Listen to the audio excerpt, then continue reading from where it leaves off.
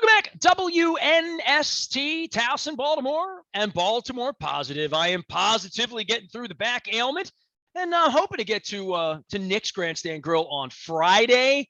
Needles in the back and MRIs. I have felt like I've been poked and prodded all week. Bill Cole is here. I'm not doing a lot of radio, Bill, this week. I'm running some, not necessarily best of, but some crab cake tour presented by the Maryland Lottery. Let yourself play.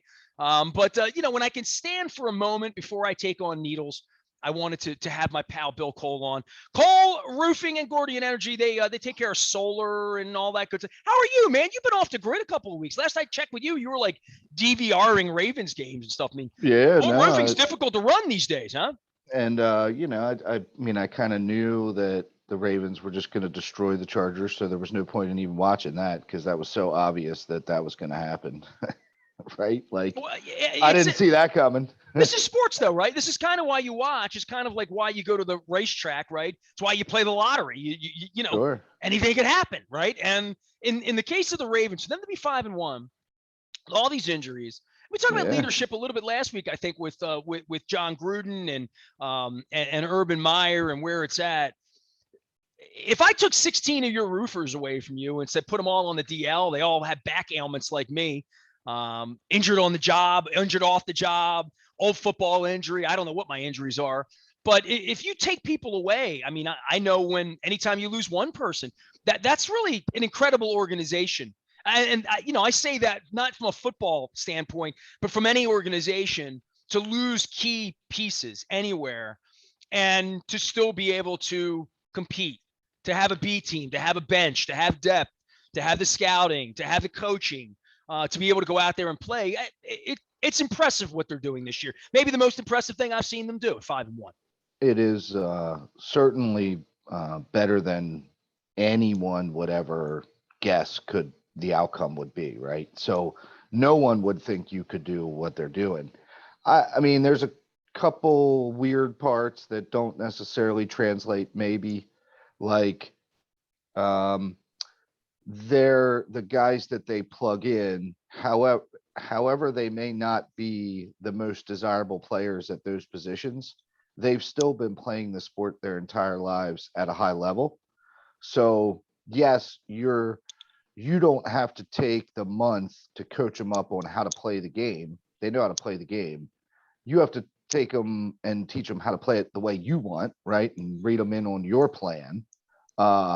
So that's a little bit different for the universe right now where people can't hire people. Everybody needs people. And like, if you've never been a server in a restaurant before, I got to imagine that there's a learning curve there. And maybe it's not a huge one. I don't really know, but Bill, let's be honest. Come on, you've been at this a long time. You've done a lot of labor things. I've been at what I do a lot of time. I'm not like the guy that's done the labor work. But if we had to go in and sort of redo the whole thing, I think it'd be very difficult to do what the Ravens have done. To say you're plucking people from other places. You're talking about the economy now and like jobs and we can't find people. I would think guys like you and me, just as an example, we've done a variety of different things. If we took a regular minimum wage job anywhere, fast food, whatever, washing cars, I don't know what it would be. It would be difficult. Doing something that you haven't done if you haven't been trained for it, even if it's only a job that used to pay $3.35 an hour, now apparently pays $15 an hour. But it doesn't even matter what you pay someone. I think the minimum wage jobs in this country are least desirable to some degree, but really difficult to do. I mean, I guess Mike Rose made a whole living off of that, right? No doubt. I mean, in our case, it's like being in the physical shape, right? So even if someone isn't like obviously out of shape, they're still not in roofing shape, right? Like it takes a toll on your body. So there's definitely lots of stuff like that, and the learning curve is steep. And I don't, on the job training, like throw them to the fire, like let's see whether they can sink or swim. I mean, that's kind of the result that everybody's going after right Well, the now. first And question you ask is, have you ever been on a roof, right? I mean, because if you've never been on a roof, that's the first adjustment, right? yeah, well, and like, are you afraid of heights? That's usually an important one that we ask. You'd be shocked how many I'm people, out. right, right. Um, but it's uh, fortunately for us, and maybe this plays into the discussion of the Ravens. We play a team sport, right? So when our crew goes out, maybe there's one new person on a 12-person crew. Well, if we're all in the right frame of mind and they're like living our culture of being team oriented, you got 11 guys looking out for that one, putting that person in a position to do what they can do to help the team. And, maybe that's a big part of what the Ravens have going on. Maybe there is some strong leadership in there in terms of, all right, guys, what do we got this week? Okay, we got a new right guard. We've got a new set of receivers and Well, blah they blah call that the blah. install. They get the game plan together on Monday, they install on Tuesday, and they tell the players on Wednesday. And that's what the game plan is this week, especially when you're playing Lamar on the other side, right? Game plan changes And dramatically. sure, and It's and like when you doing the roof in the rain.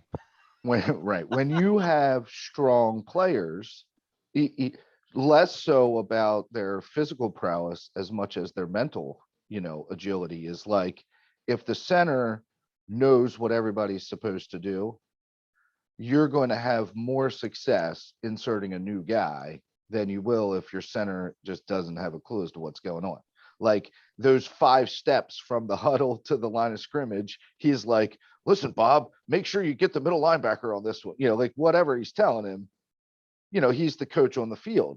Maybe this team has a lot of coaches on the field. I don't know. I mean, there's certain guys that stand out, Glass Campbell and other people, who like, their That's a leader of men. leadership. Yeah, right. Exactly. Their Or in leadership this case, is that's a grown ass man.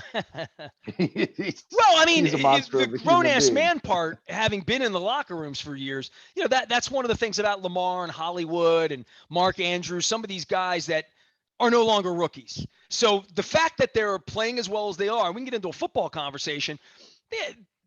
These guys have been groomed to be this. They were first round draft picks. Now we get the other kid back in, Bateman, this week. He catches a couple balls. But I think that the pedigree of what they have there is solid. And the free agents, to your point, the Calais Campbells and the guys they brought in, Villanueva, Zeitler, grown-ups, that even when you lose Ronnie Stanley, and to your point, there's no replacing Ronnie Stanley. He's a lottery pick on the left side of the line. He's a $100 million tackle. He should be a lot better than anybody else you can plug in there. But how many weeks you can go without him, and we're going to find out over the next 11, 12, 15 weeks, however long they continue to play, what it's going to be, because he's not coming back. And then to your point, when you find out somebody's not coming back, or you get a retirement, or a key piece of your team leaves for whatever reason, you find yourself in the same position the Ravens are in when they lose Marshall Yanda, right? Sure. I think it's this testament of, if all the people are buying in to the concept of team, then there are steps that are taken throughout the week, during the game, during the walkthrough, whatever it is, right? Like, if that guy leans in to help the new guy that they have to insert, then they're going to have better outcomes. I don't think that's, a foregone conclusion amongst all teams in the NFL. Like, It's I certainly think not there's going on in lots the of NBA selfish if you saw people. what happened with the 76ers the other day. Yeah, I think there's lots of selfish, people who are just trying to figure out how to do their job. And that spreads that I guess the responsibility for John Harbaugh and his staff is more important than being able to like coach those players up on where to put your hands and where to step here, is getting them to buy into the fact that everyone has to be working towards the outcome, and that means supporting the guy next to you. Maybe that's just the kumbaya story of the 5-1 Ravens right now, is like, it doesn't matter what happens to us. We're just going to pick everybody up and plow forward. And I don't know. We'll see how long it lasts. Well, it helps when you have Lamar Jackson on the roof, right? Well, yeah, and to me, I mean, I spent all last week talking to people like, what do we think we got to do to like actually sit Lamar down, right? Because I don't want to waste, 500 hits on his body on a team that's not going to go anywhere. And all they do is keep going out and winning, and it doesn't. So, like, I mean, can they really go and win the Super Bowl, or is this a year where Lamar takes abuse and we don't get there?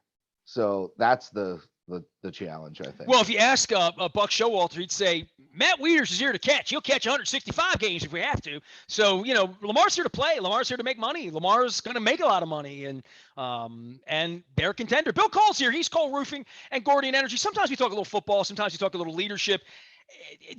Have you followed any of this NFL league stuff? I haven't talked a lot about it this week. Marty Conway was supposed to be on this week. I'll get him next week. My back's been a disaster. I'm just trying to make it through here. But I love the league, right? And I love the league and beg for a team even when we didn't have a team. So we go get a team. We spend all this money. We build the stadium. 25 years later, the league itself disappoints me almost at every turn with every decision. And from Kaepernick on, the Kaepernick thing was ugly enough. That will be a stain on them forever. I knew that day in Wembley. I'm like, let me get this straight. You're going to get down on the African Americans and people of color in your league, and your league is 80% people of color, and your management is 98% people who are white, and your ownership is 100% people who are white. So 4 years ago, I thought, if you're going to have a league, you better get Mr. Silver on the phone and figure out how to run your league and run the people in your league, because the old boy way of steamrolling people, we're not going to run the league like Tom Benson's running it anymore. And the players aren't going to put up with that. I think we're in a really unique spot here where they're holding 650,000 emails back, and it's very, very clear that they have sacrificed John Gruden, Bruce Allen, Adam Schefter to some degree, and then they're just going to put the lid back on all the emails and protect Daniel Snyder. I don't know that the media, the league, the people in the league who had access to all this are going to want to protect Daniel Snyder, who was doing some things that probably indicate he shouldn't own an NFL team. You mentioned the team. He probably shouldn't be on the team if you are hustling your employees to take naked pictures of cheerleaders and send them to you. You probably shouldn't own an NFL team if you're doing that stuff. Yeah, I think the concept of, I don't know if shaming is the right word, but the hush, the dismissive nature of Kaepernick and then just exiling, that plays much bigger a year, 2, 3 later, when everybody was like, oh, this is what that guy was trying to talk about. And now all of a sudden we're having a national conversation about it. That was led by a football player. And everybody just dismissed him, like, hey, go away. What are you doing? Why are you doing this? Well, listen, I wasn't around for Curt Flood 50 years ago, right? But Curt Flood is the reason baseball changed.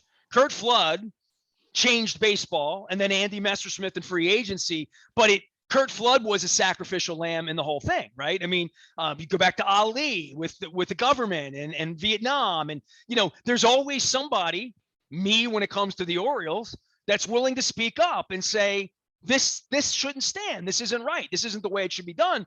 I'm hoping someone's going to stand up to the NFL and on these 650,000 emails and say, that guy's not fit to own a team, and you're not going to use his dirt to fire everybody under him without going after him and thinking that, like, it's just going to be okay, because it's not okay. It's not okay. What the NFL has done here is sleazy.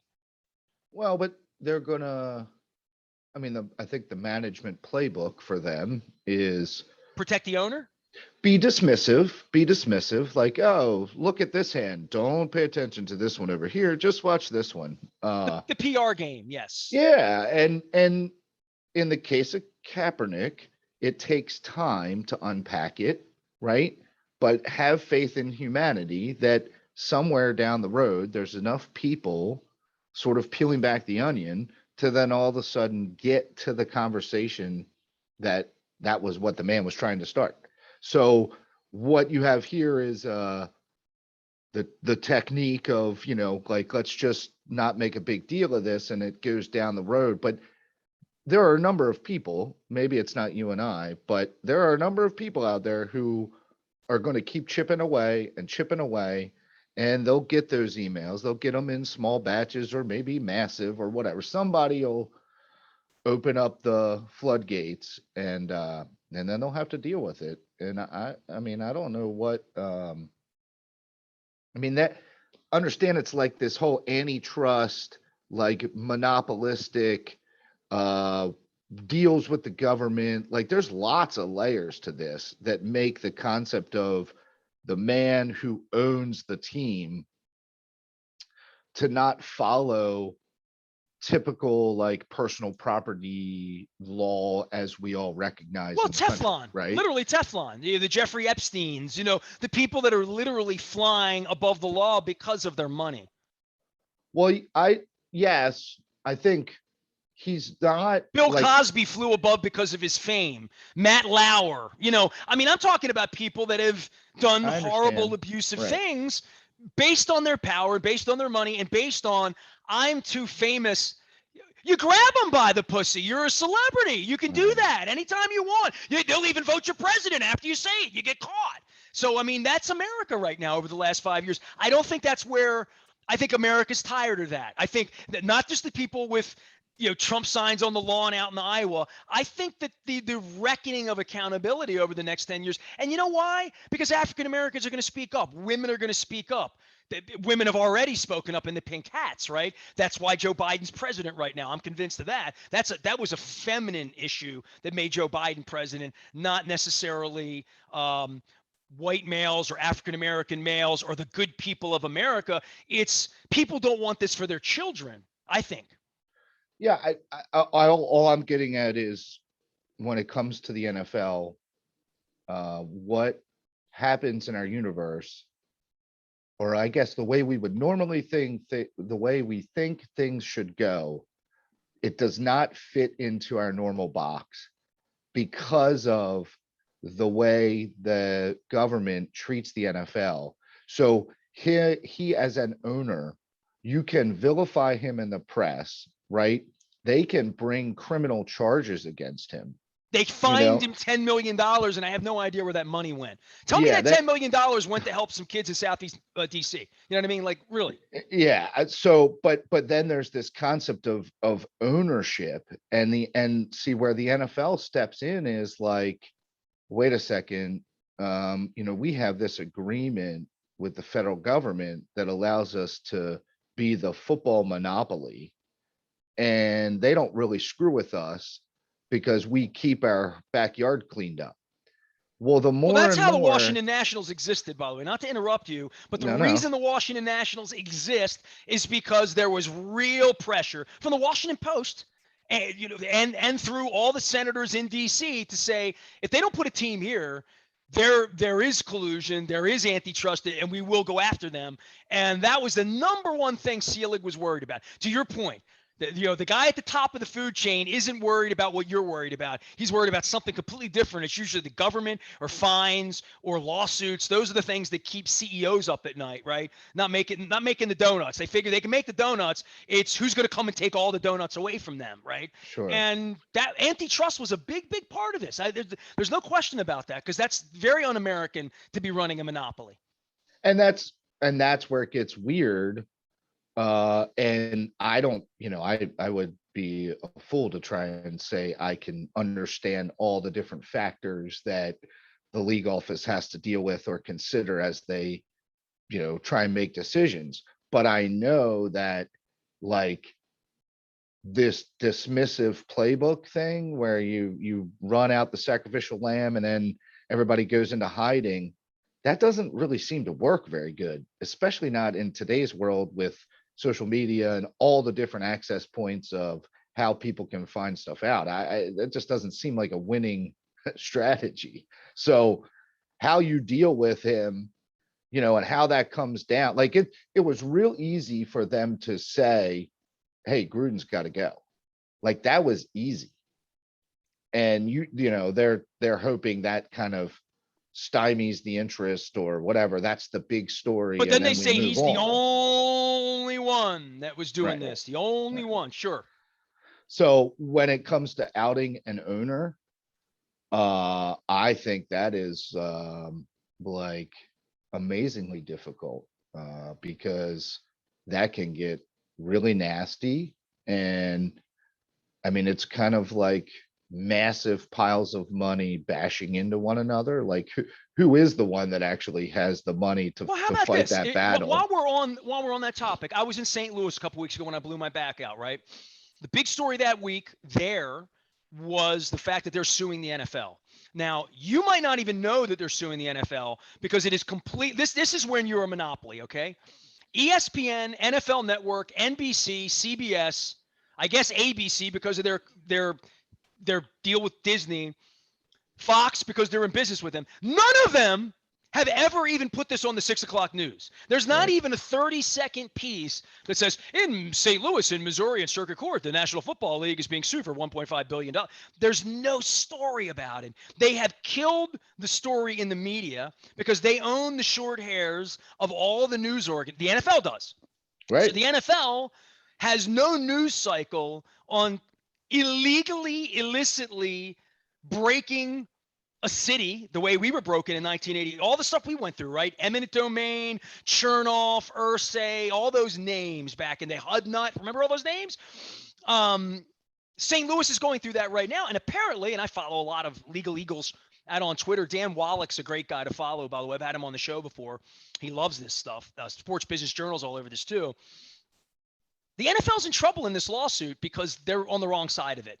They did not do any of the due diligence. They didn't, the criteria to leave a city, none of it had been met. All of it had been done artificially. They've done discovery now on emails and what was said by the cheerleaders and whatnot. And keeping in mind that Mark Davis and Alex Spanos believed that they had Carson lined up. So they're on the other side of this, even though Mark Davis cashed in and Spanos cashed in, there are emails they've sent that are now part of discovery. And, the St. Louis government's got the NFL on the run a little bit here, that the NFL at some point, and there will be lawyers, Andrew Brandt's been following this too, the NFL is going to lose this case. And so, at some point, they're going to have to write a big 10 check to St. years. Louis to some degree. And Right. they've done the math on that. And as Andrew Brandt points out, the NFL lawyers are running everybody ragged because that's what they do. That's America. We're going to run you ragged with lawyers. That's Peter Angelos, the story of his life, running you ragged with lawyers. Donald Trump, that's the story of his life too. Right. 10 years from now, there'll be a little the byline thing, that goes across the bottom of the television. St. Louis got an $800 million payout of right, $100 million a year for 8 years, right? The NFL is building 17 parks in St. Louis in addition to paying them $800 million for illegally moving the team without proper. And what will happen is the fine will go into the kiddies of whoever buys the team from Bisciotti. He'll wind up paying the $18 million of damages to St. Louis or whatever. Bill Cole is here. He's Cole Roofing and Gordian Energy. Yeah, we went all over the place in this one because it's a world full of lawyers at this point, right? People break laws and then they show whether they're the big guy or the little guy. And I guess in the NFL, 650,000 emails is there are emails. Come get them. You'll never get them. You might get them. If you get them, we'll deny them and we'll point the other way and we'll build a park. We'll do something else that will move the energy of where your mind is into our flag and our shield are good and watch the game Sunday. And hey, Ravens take on the Bengals at 1 on Sunday because they're good at that. And I'm getting a little offended by it, to be really honest with you. I mean, having watched it now, it's a little odious to me. Roger Goodell is odious to me. He never was. I used to go up and talk to him and whatnot. I really see him as a sort of a macabre character at this point and a really, really wealthy man who is doing anything he can do to protect his wealth. Yeah, it's just one thing to the next. I mean, I don't know. No organization will ever be perfect. Maybe dude, his number two was burying the emails, right? Literally. His number two, Pash, was in on this with Allen. I get it. Number two is in on it. I get it. But give me 5 years ago, what trouble was the NFL in? Right? 10 years ago, what trouble? 5 years ago was you don't want your kids playing football because of your head. Okay. That's Right. still the case, by the way. And making movies about it and burying information from doctors and all the bad stuff with the ex-players and all that stuff, right? So that was then. Prior to that, you went through the whole, like, all the players in the NFL are drunks, drug addicts, woman beaters, you know what I mean? Before that, it was Murderers, steroids like, and Matuzak, right? yeah. So Gambling's we next, by want, the way. One of these I backup totally agree. cornerbacks making 250 grand. Oh, come on, man. I mean, there's going to, and by the way, watching football on a weekend now, it is nothing but one giant inducement to wager now. They got old Terry Bradshaw. Like, let me give you Terry's money. I got to get Terry's money. They have players out now involved in. I guess it's not to be shocking because it's no longer a vice, right? It's a added bonus for the league now, not a vice. I guess I think you're right. I mean, I think it's like the kids who are playing now don't remember or weren't around or haven't been told the stories of all the guys throwing the games, right? Like that, like there's You been mean enough Paul time. Hornung? There's been enough time to pass, right? That this is not a thing. And It was like Shoeless Joe. We didn't know about that till the Astros started beating on trash cans, right? 100 years later, right? Right. So I don't know how. I agree with you. I think it's like really scary. And when, I mean, the only commercials now, this is my I don't know what you call it, but like Old every guy, get off your commercial, lawn. something, every commercial is, hey, your first bets are free and buy a pickup truck. And the problem is there are no pickup trucks and you only give me the free money one time. Then I go get stuck down the hole of trying to make my money back because you took my credit card, and all of a sudden half the people are gambling, not even being aware of the fact that they're actually using their money, right? Like, don't tell me that all the people that are logging in on this app understand the fact that once they put their credit card number in there and once they start that they are really fully understanding the implications of clicking the button. I don't believe that's even true. It's like the good old Well, one where everybody you, thinks they know a lot about football. You know how I know that? I've taken phone calls from them for 30 years. So right, none of us would ever go out to the racetrack. You could read the form and say, this horse had Lasix. This horse ran 6 furlongs really fast last time, and they pulled him back from 1.25 miles, and I'm going to bet this horse. He's 8-1, and I like the color purple, and I like the color blue, and I like the jockey. Give me Pat Day on that horse or whatever. You have all of this.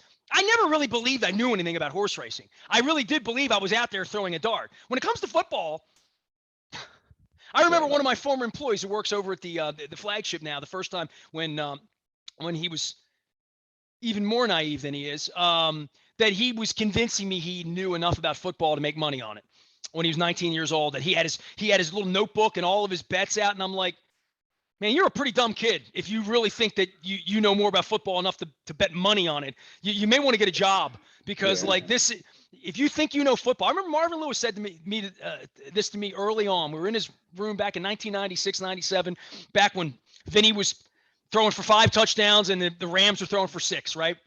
He said, I can't believe anybody bets on this. Like he said, I coach it every week. I don't know who's going to win. I don't know how my guys are going to play. I worry about it every week. I can't believe people bet on this.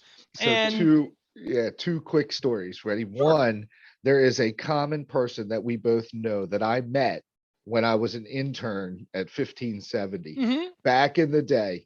And we were at a bar one time doing a show or whatever we were doing. And I can remember it was like Michigan State was playing and we were talking about gambling on the game. And I turned to him and I said, college football, like, I can't believe you bet on this. Like, college, how many of those guys went out and got blackout drunk the night before the game? And now you're betting on them to perform. And I'm telling you, there have been few instances where someone was more offended by my questioning them when they're like, he couldn't believe that I said that because it was so obvious that this is easy to get to bet on and win. And the second one I'll give you is there's a great book by Adam Grant called Think Again, right? And in that, when you give me books, I have to get my little thing out. Give me Andrew. What? Go ahead, Andrew. Adam Grant. Adam Grant. See, I already got half of it wrong. Adam Grant. Think Again. Think Again. Okay. And in there, he talks about it's lots of stuff. He's a really smart guy, but the confidence curve is when we know nothing, we are very humble and listen and try and learn. Listen to this. Think again. The power of knowing what you don't know. Yeah. The power of knowing what you don't know, or what can't be known. Right. So what he says is when we know we don't know anything, we are very humble. We listen, we learn, we really try hard. Humans, the minute we get a little bit of knowledge, we think we know it all. And our confidence significantly outpaces our knowledge. And then over time, that confidence betrays us, right? And we make mistakes while getting more competent until they get back into this same place where now our humbleness can match our knowledge and our confidence. And it's like they did tests on doctors. So like doctors coming out of school, he refers to it here. I'm looking here as unlearning because things change, right? When things change, to unlearn them. I mean, I've had this issue with partners of mine for years where an idea in 2008 that was a great idea is no longer a good idea, but they're still talking about it. And I'm like, no. That's like talking about BlackBerry. BlackBerry's a really good idea at the time, but it's not a BlackBerry world anymore. You know, it was really good. It was revolutionary, but we do things differently now. You know, like the way they're needling my back, they've shown me my spine, where the needle would go. And I'm thinking, how would they have done this in 1987? Like, how would that, when I get my teeth worked on and my dentist looks at me now and he puts my mouth up on an 8-foot screen and shows me my tooth this big and shows me the cavity in it. In 1988, we were just like, Doc, I trust you. You know, now it's like there's every doctor had to unlearn this stuff, right? Right. But what the guy Grant goes on to say is our DNA, who we are, makes us significantly more comfortable for things to stay the way they are than for change. So we're kind of like emotionally lazy in that regard. Like, and what the weird bifurcation is, when it comes to material goods, we're quick to change, right? We buy new cars, we buy new clothes, we change our houses, we do all these things really quickly at that external world. But going to someone and attempting to change their opinion about taxes or foreign policy or, you know, the football team or any of that, no. It is such a safer space for us to hold our ground against people trying to spout their nonsense at us. So we literally build extra defenses. It's a little bit mind blowing. It's also tying ego to information, right? Literally. Oh yeah, absolutely. Yeah, very much so. Absolutely. Bill Cole with a great book advice here, as well as some NFL talk. Think Again, the power of knowing what you don't know. It's a brand new book, right? It was like 2021. Been around a little bit. Yeah, it's been around a little bit. Okay, all right. Bill Cole can be found at Cole Roofing and Gordy Energy. Tell them what you do, dude, before we get out of here. We've been all over the NFL this week. This is good. See, I thought with my back hurting, I wouldn't be able to do it. You've loosened my back up. I appreciate that, Bill. Good. Thank you. Dr. Bill Cole. Cole Roofing. I'm giving you virtual shots in the back there, you know. Thank you. Appreciate that. We do commercial roofing. So everything from, you know, leak problem repairs, anything you need done, all the way up through new construction and school re-roofs and all the like. We also love to help people explore solar and figure out ways to get it on their facilities. It seems to be the interest is definitely picking up. It's always been a good economic decision. It just, you have to compare it to the other things that you could potentially invest in. But we still get a lot of breaks from the government when you do that. Yeah, sure. Okay. Absolutely. Yep. Bill, I appreciate you, man. I know you were in Philadelphia this week. You're running around out in the Midwest somewhere, or Vermont, or some godforsaken place. How are the leaves? Was fall leaves nice in Vermont?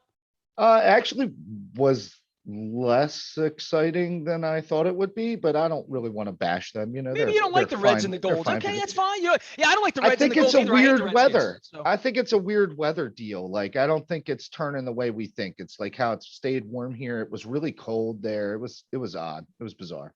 my But wife came home complaining about how cold it was there, and she had mosquito bites.